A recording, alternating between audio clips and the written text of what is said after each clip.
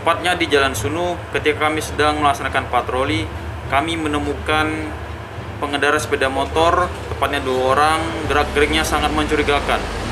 Dengan sigap, personil dari tim Thunder langsung melaksanakan pemeriksaan dan menghentikan kendaraan.